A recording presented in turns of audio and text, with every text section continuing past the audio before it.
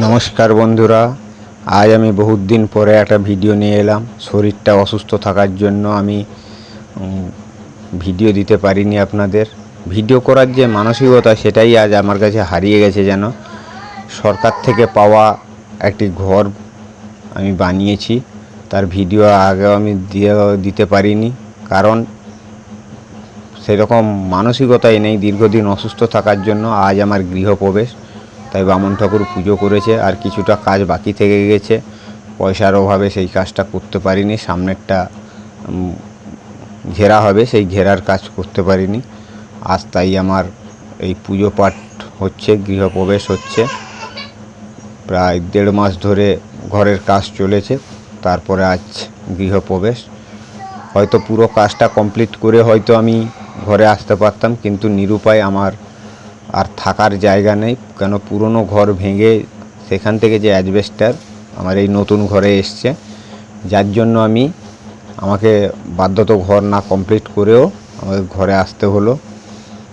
এই আপনারা দেখছেন, এটা আমাদের রান্নাঘর, এখান দিকে ঠাকুর ঘর।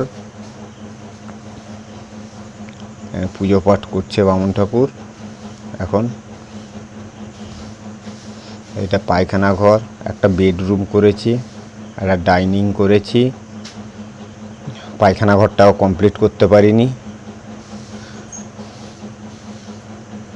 বাস সবই করেছি আপনাদের আশীর্বাদে। এটা বেডরুম, যা একটু আধটু যেটা বাকি আছে ওটা আবার সরকার থেকে আবার পয়সা এলে তবে হবে। বামন ঠাকুর তার পুজোর যাবতীয় জিনিসপত্র গোছাচ্ছে, পুজো আরম্ভ করবে। আপনারা বামন ঠাকুরের পুজো দেখুন, মন্ত্র ঠিকঠাক করছে কিনা, তারপর সেটা কমেন্ট করে আমাকে জানাও যে কোথায় ভুল করছে নাকি।